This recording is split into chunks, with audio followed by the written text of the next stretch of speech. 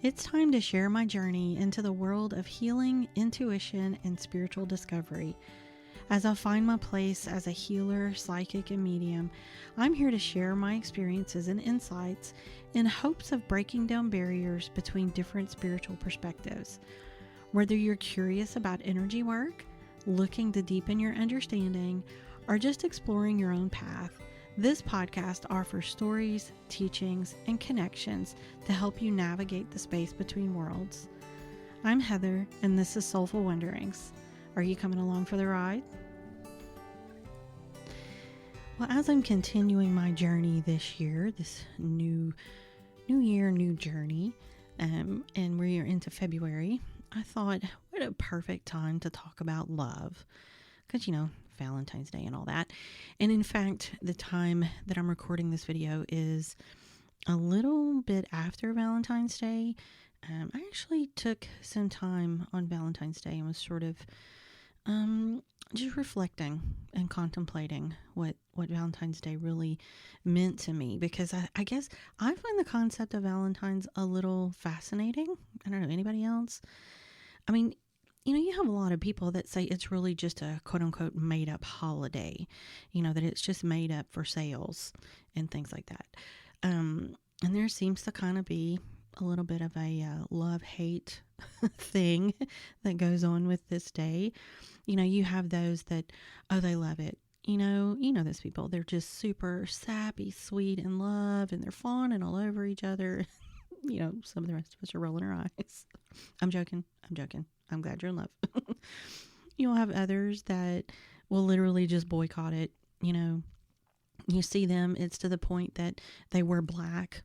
They'll do anything that is basically the opposite of anything that represents Valentine's Day. And then you've got the rest of us that are kind of in the middle, I guess. We just kind of roll with it, you sort of take it for what it is. It's looked upon in today's society as a time of love, as a time to celebrate love. And it's fun, and it's kind of a why not? It's neat, I guess. We'll go with it. Why not? So let's take a minute. Is it made up? What is the history of Valentine's Day? So I looked into it a little bit, and there seems to be kind of a couple different takes on it. I guess you would say it may depend a little bit on your belief system as to which way you go. So for instance, one history that I found was that the ancient Romans celebrated Lupercalia. I don't know exactly how to say it. Please don't come for me, but I think that's close. And this was celebrated on February 15th, and it was a fertility festival that was dedicated to Faunus, I believe is correct, who's the god of agriculture, and the founders of Rome, which will be Romulus and Remus. So this celebration evidently involved animal sacrifices, a lot of feasting. That seems to be the norm for all these celebrations back in the day, right? And of course, there was a matchmaking lottery where men and women were paired together. Now, according to history.com, which is where I found a fair bit of information, it was actually pretty bloody and violent and somewhat sexually charged. So, I don't know, kind of feel like that's not really what most of us associate with Valentine's Day today. But, here we are. Then there is the connection to several Christian martyrs. That probably the most famous story with that would be of Saint Valentine of Rome. Legend has it he was a priest, and he defied Emperor Claudius II's ban on young men getting married. Apparently, it was believed that single men made better soldiers. Okay. So Valentine apparently was performing secret weddings. Good for him. And that then he was executed on February 14th, hence the date of Valentine's Day. There's also a legend that tells of another story that happened during Valentine's imprisonment after he tutored a young girl named Julia, who was the blind daughter of his jailer. And this legend states that God restored Julia's sight after she and Valentine had prayed together. And then on the eve of his execution, that Valentine supposedly penned a note to Julia and signed it, "From your Valentine." And there are some historians that actually believe there was more than one man named Valentine that was actually executed by Claudius II, which I think is just crazy, y'all. But anyway, despite the sort of ambiguous stories that surround Valentine and his life, the Catholic Church actually declared him a saint and listed him as being martyred on February 14th. Now, by the 14th and 15th centuries, a lot of poets had popularized this idea that February 14th was a day for lovers. You know, in the 17 and 1800s, you had a lot of people exchanging handwritten love notes. And then in the mid-1800s, you started seeing more mass-produced Valentine's Day cards. And those were becoming more popular because you were starting to see advances in printing. And then, of course, around the 1900s to now, you know, the holiday has kind of expanded beyond these cards. And it includes flowers and chocolates and gifts and, you know, lots of romantic gestures. You know, you see a lot of people getting engaged or even getting married on Valentine's Day. But here's the thing that I believe and that I think is the case. Valentine's Day, it's not just for romance. It's a day of love, right? Nobody said it had to be romantic love.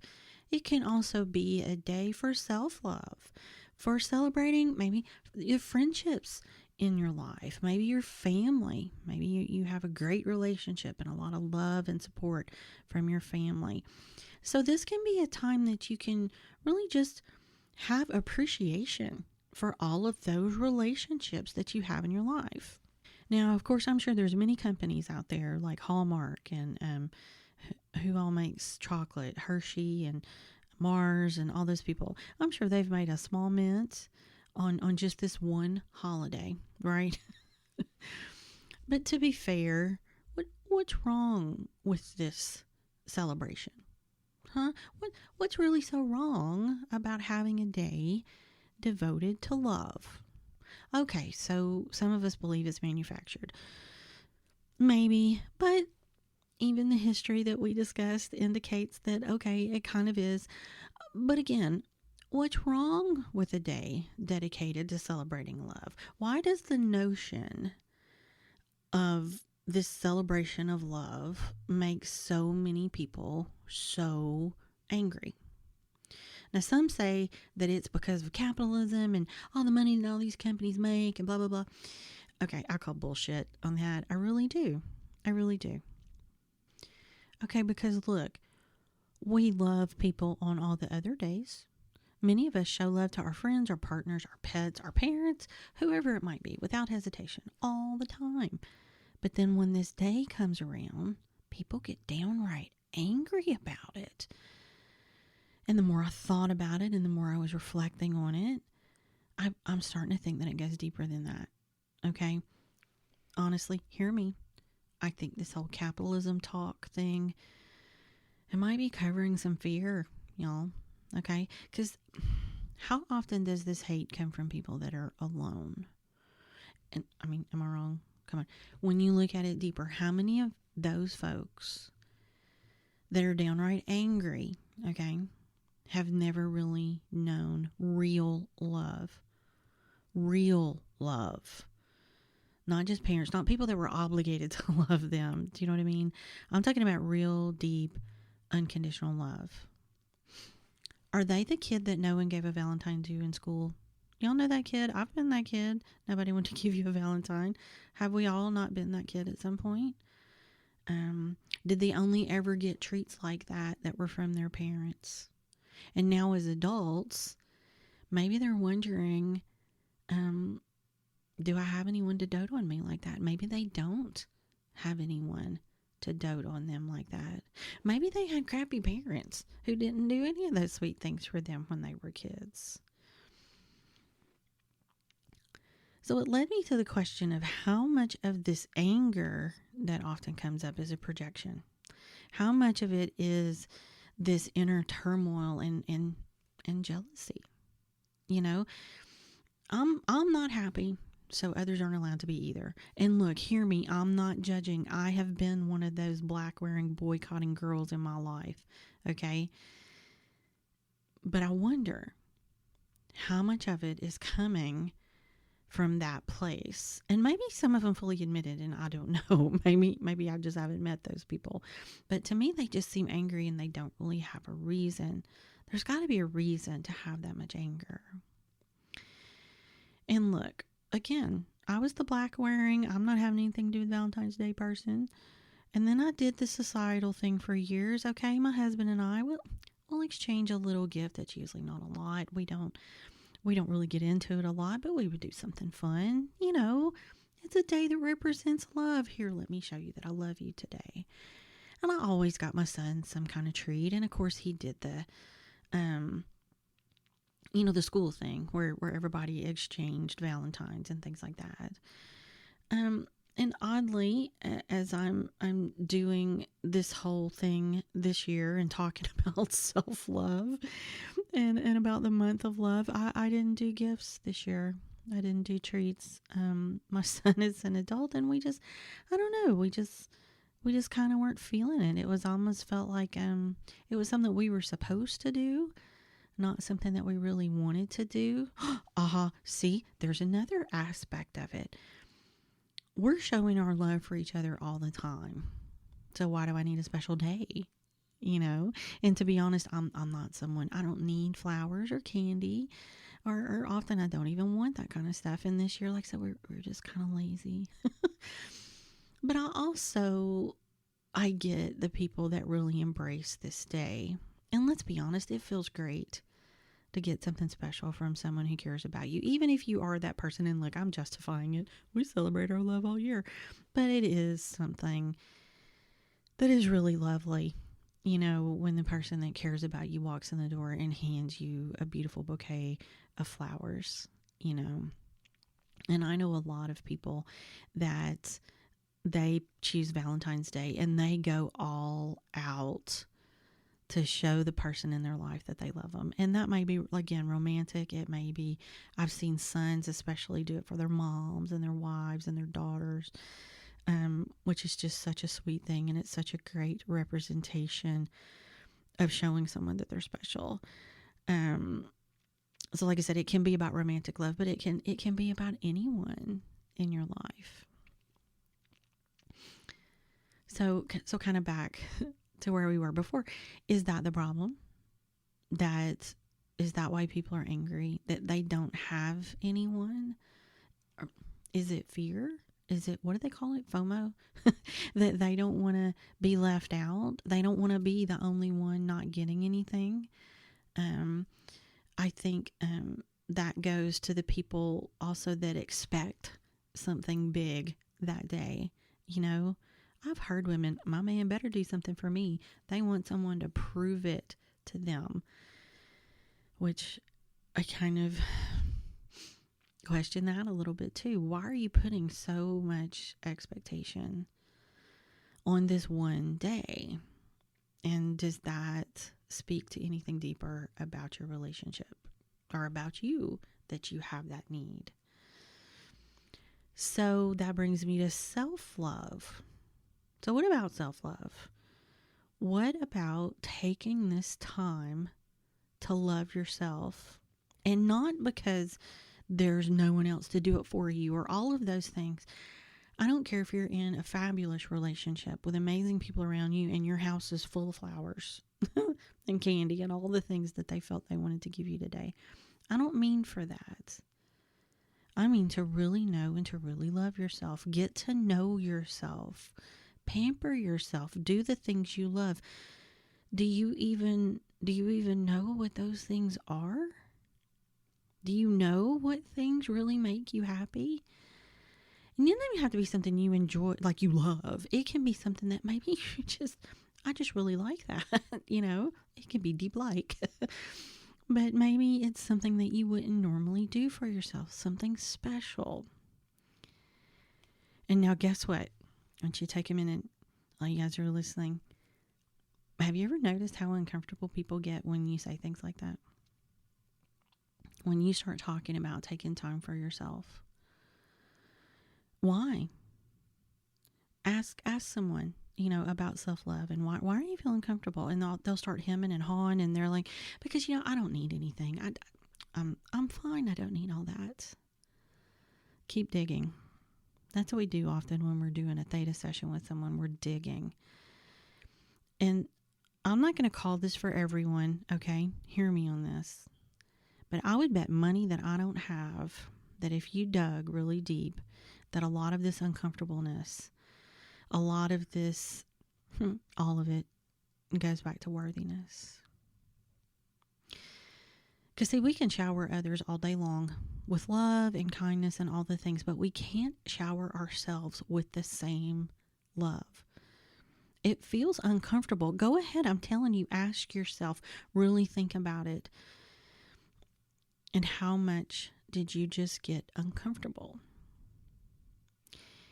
And even those that do, even those that take the time and they're really good about self-love and taking self-care time and all that, how many times do you hear them say the words, well, I need to steal some time for myself. Steal it? Where are you taking it from? Your time is yours, okay? You shouldn't have to take anything from anyone else to take care of yourself. But that's often how we feel. There's a guilt. That guilt that we're taking away from someone else to focus on us. Maybe it's a husband, a kid, a job. But why do we feel guilty?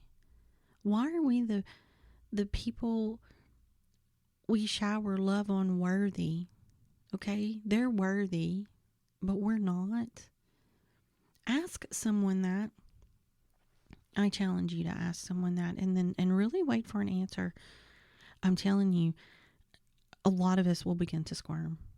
I mean, I kind of did just talking about it, right? So here's my question. Did society do this to us? Yes, in part. We're to be good wives, moms, employees. And I know that there's going to be people out there that disagree with me. But this goes for men too. Men are to be good husbands and dads and employees. And men's and women's lots in life are different. Their expectations are different. The expectation that society drops on us is different for both of us, but the gist is the same. Why do we feel unworthy? It's not just society though, okay? I'm not going to chalk it up to this quote-unquote society. That's just too broad. That's too big. We created society, okay? We all created this. We created these notions. And I'm going to throw this out there, that most likely for all of us, it can be traced back to an event, to a trauma, to something that made us feel like we had to please someone. We had to take care of others, but we didn't have enough value to do the same for ourselves. And maybe it's because you desire someone taking care of you the same way you take care of them. You want it to be reciprocated, and that's perfectly normal, perfectly human. And when they don't, maybe you begin to feel unworthy. You begin to question, why do they not feel this way about me? I mean, I've given them all this love. Why do they not? And y'all, it may have nothing to do with you. It may actually be them, their own issues, their own traumas, their own situations. But we tend to take it on and we make it about us. Again, perfectly normal. And all of this can actually be for a multitude of reasons. And you add a very typical lack of communication into that, and here we are. And I don't know about you guys, but one of the things I've heard all my life is that you just have to forgive yourself and realize that you are worthy. But here's my thing. No one ever really tells you how to do that. They say it, but with no action plan. Nothing. So even if you try, it often doesn't stick, Well, just be more confident. Well, if I could be more confident, I would be more confident. I mean, come on, give me some thoughts here. And one way a lot of people may try this is they try by doing the things, okay? By taking the time, by really setting those boundaries and making them non-negotiable, you know? And then you start to figure it out that, you know what? It's all fine that I do this. The world did not end. No one got mad. And so you thought, cool. And you did it again. And you created a habit. Now, have you ever noticed that habits tend to be subconscious? You know, we just kind of do the thing without thinking, right? I think that's often why we act the way that we do for almost everything in our life. It's a habit. It's a conditioning. And it can be simple everyday things, okay? You fold the clothes the way you've done all your life. Your mom or somebody in your life did it that way, and that's the way you did it. Or that's the way it fit in your drawer, so that's the way you fold it. And you don't really think about it. That's just what you do. You probably cook things a certain way. When you write notes in a meeting, you hold your pencil a certain way. You brush your teeth a certain way, in a certain order with a certain rhythm. And it's just subconscious because you've just done it for so long that you really don't have to think about it. Okay, so you know what the real bitch is? Those are the good things or the mundane things. But that reaction, that automatic thing that you do when you're triggered, that's subconscious too. That's conditioning. And you know what the bigger bitch is? It happens without a trigger or without a noticeable trigger. Sometimes even the simplest things in life are a reaction that's ingrained in our brains from our childhood or our past experience. And you're probably just thinking, I mean, that's just the way I am. People around you are thinking, oh yeah, that's just the way they are. You know what? They're a bit of a hothead. Or, yeah, you know what? They're a bit flaky, that one. Yeah, the artsy type. I get that a lot. Or maybe it goes further. You know, they just can't keep a job or a boyfriend or whatever. Ever since the day I learned about Theta Healing, energy healing, and understanding the subconscious and the conditioning, y'all, I see it all the time in almost not only myself, but in other people in my life or people just around me. So for example, the other day I got angry about something happened that's not really important. And I am a bit of a hothead. Anybody that knows me knows that. And I was mad. I was mad. And I was, as one of my coworkers said, that she knew I just needed to feel my feelings, and I was in it. I was feeling it. And after, I don't know, a couple of minutes or whatever, I stopped and I went, okay, wait a minute. Why are you this angry? Why are you really angry? What has made you angry? The thing in front of you is really not that anger inducing. Okay. The catalyst to this, the trigger, if that's the word you want to use, was not that anger inducing. Okay. It just wasn't. It was a thing, but it wasn't a huge thing. Okay. It was a little bit more of a kind of a disrespectful thing than a big issue. So I sat down and I stopped and I had a little talk with myself. I said, okay, why are you really angry? What has really made you angry? And I started tracing it back, and I started looking at my reaction and why I had that reaction. And as I analyzed it, there were several things that were factoring in, and I was starting to trace it back into my childhood, actually, where I could see where me having that reaction started. And in that moment, it had sort of planted itself in my brain. You know, this action, this thing equals this reaction.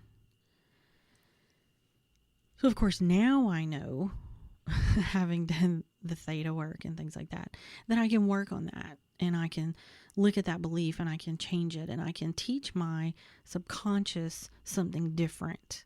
I can teach my subconscious to look at things a different way. But the reason I can even do that, do y'all know where all that started? I had to take the time.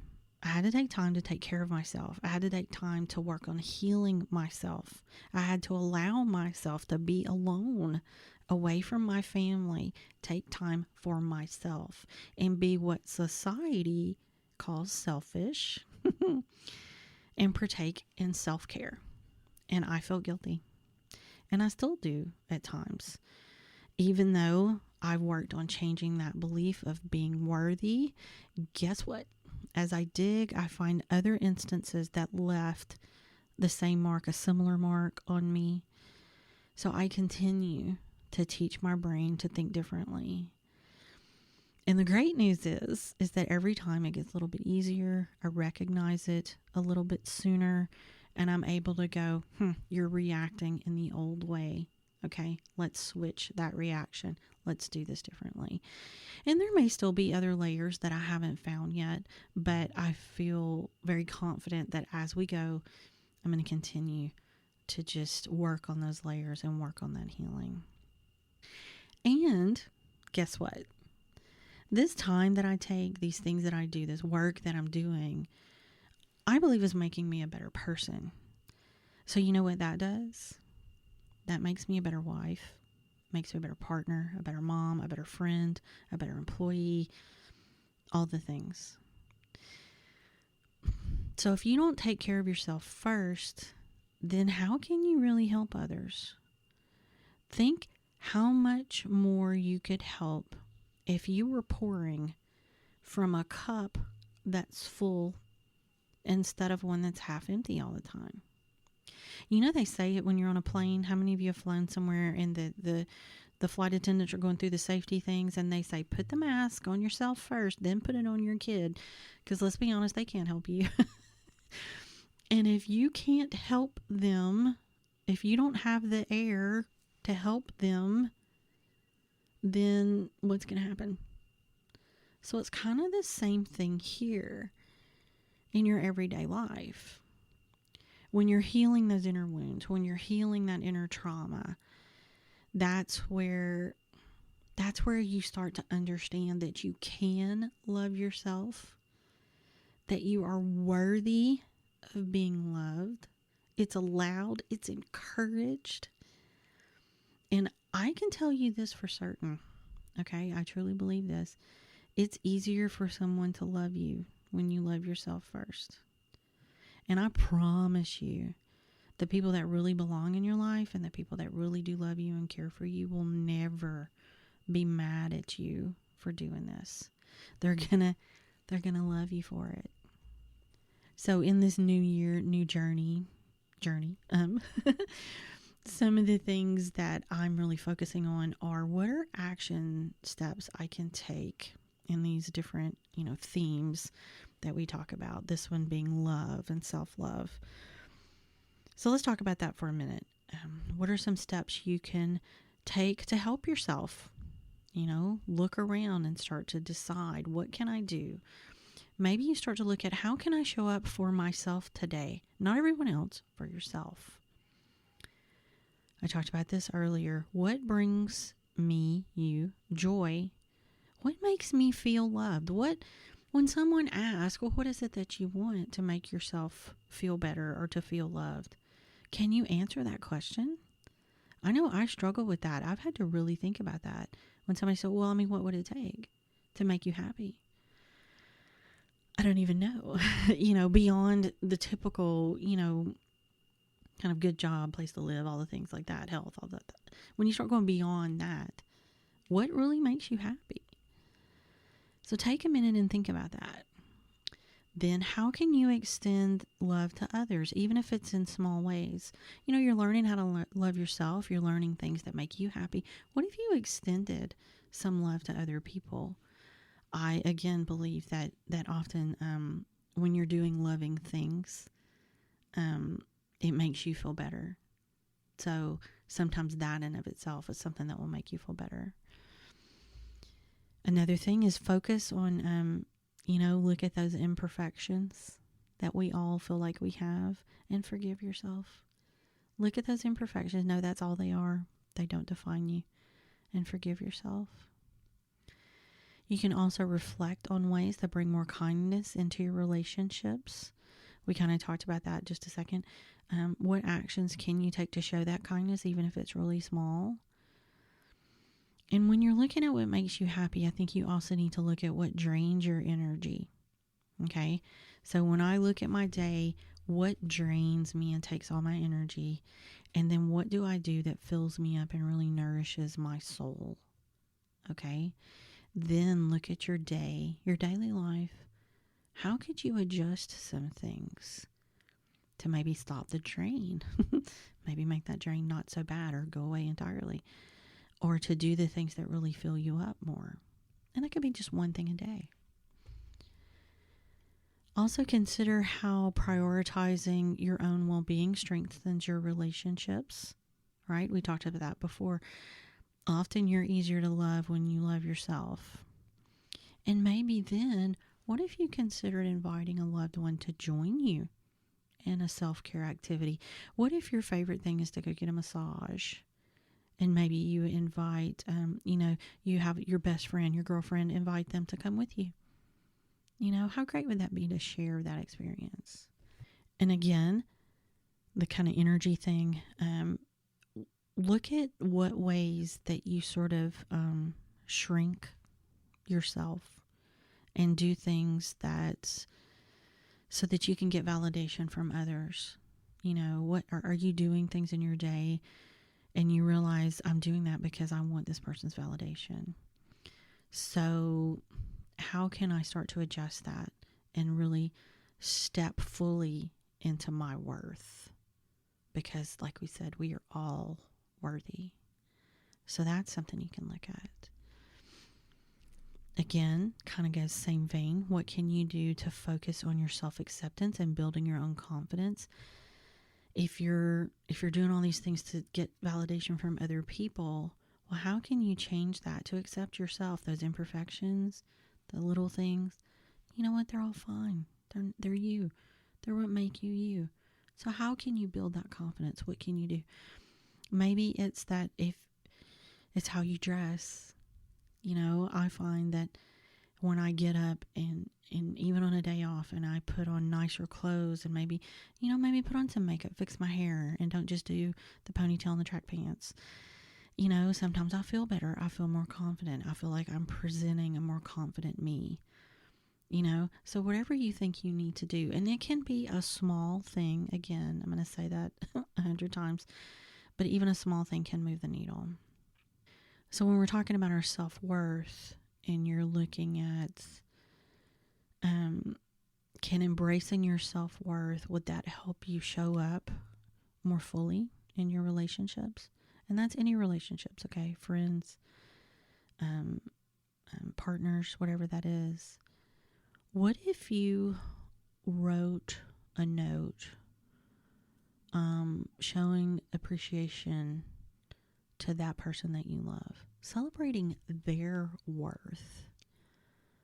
What if you did the same for yourself? We're always writing these letters of full moons when we're releasing all the things we want to release. But what if we celebrated? What if we celebrated all the things that are fabulous about us? It's a great journaling exercise.